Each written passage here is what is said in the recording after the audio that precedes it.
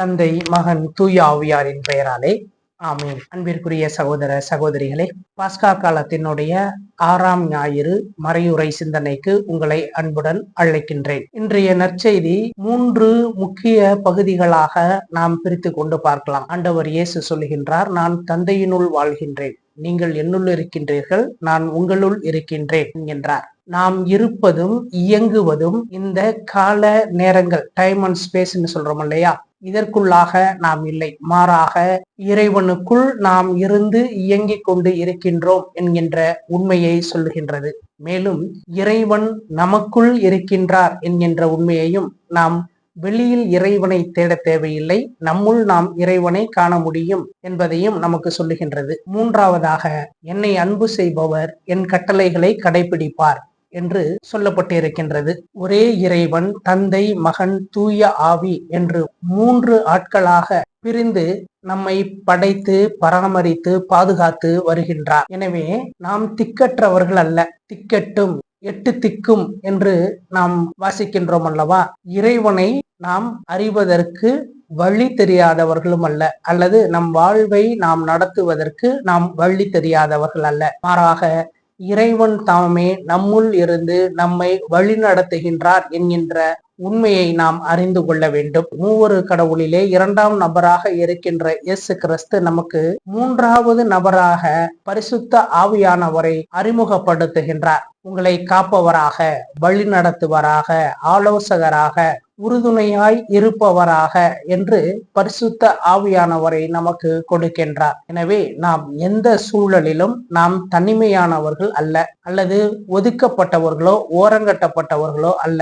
மாறாக இறைவன் நம்முள் இருக்கின்றார், நாம் அவருள் இருக்கின்றோம். நாம் வாழ்வதும் இருப்பதும் இயங்குவதும் எல்லாம் இறைவனுக்குள் தான் என்கின்ற உண்மையை அறிந்து கொள்ள வேண்டும். 2ஆவதாக, இறைவன் நமக்குள் இருக்கின்றார்.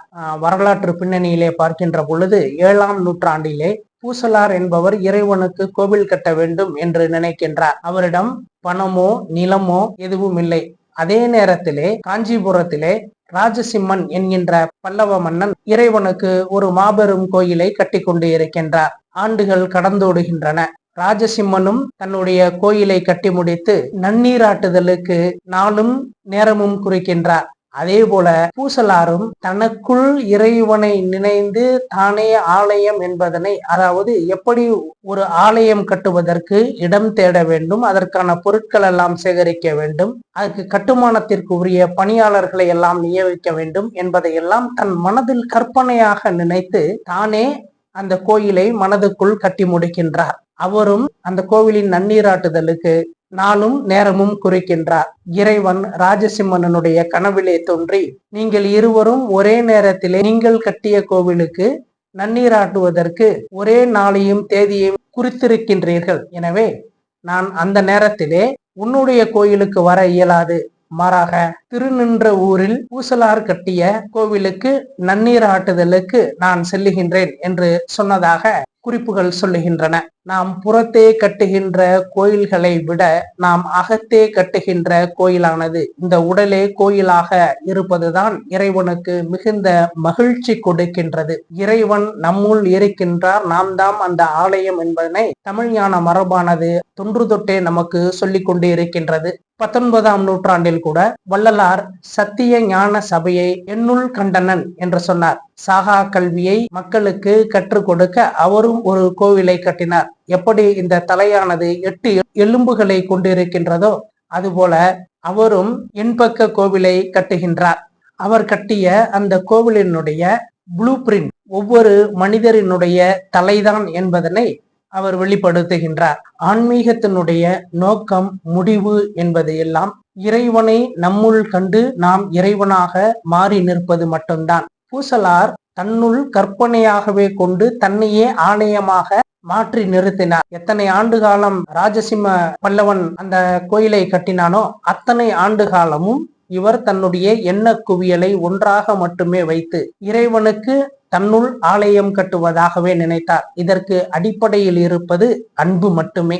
இந்த அன்புள்ளோர் எப்படிப்பட்டவராக இருப்பார்கள் என்பதற்கு ஆண்டவர் இயேசு சொல்லுகின்றார், என்னை அன்பு செய்கின்றவர் என் கட்டளைகளை கடைபிடிப்பார். அவர் இறுதியாக நமக்கு விட்டு சென்ற கட்டளை, உலகெங்கும் சென்று படைப்பிற்கெல்லாம் நற்செய்தியை அறிவியுங்கள். இந்த நற்செய்தி அறிவிப்பு என்பது உரை கடந்த பேர் அனுபவம். ஏனென்றால் இறைவனை நாம் படித்தோம், அறிந்திருக்கின்றோம் என்பதை விட இறைவனை அனுபவித்து இருக்கின்றோம் என்கின்ற நிலை இருந்தால் மட்டும்தான் இதை செய்ய முடியும். இதற்கும் அடிப்படையில் இருக்க வேண்டியது இறைவன் மீது இருக்கின்ற அன்பு, அந்த நம்பிக்கை, விசுவாசம். அந்த மாபெரும் நற்செய்தி என்ன என்றால், நம் குற்றங்களுக்காக இறைவன் தாமே மனித ரூபம் எடுத்து வந்து இந்த மண்ணில் பிறந்து நமக்காக நீதிமானாக இருந்த அவர் இறந்தார், உயிருடன் எழுப்பப்பட்டார், இன்றும் நம்மை காக்கின்றார், நம்மை கைவிட மாட்டார் என்கின்ற உண்மைதான். இந்த நற்செய்தியை அறிவிக்க நாம் எல்லோரும் கடமைப்பட்டு இருக்கின்றோம். அப்படிப்பட்ட இறைவனை நாம் முதலில் அனுபவித்திருக்க வேண்டும். கொரோனா காலத்திலே 3 ஆண்டு காலம்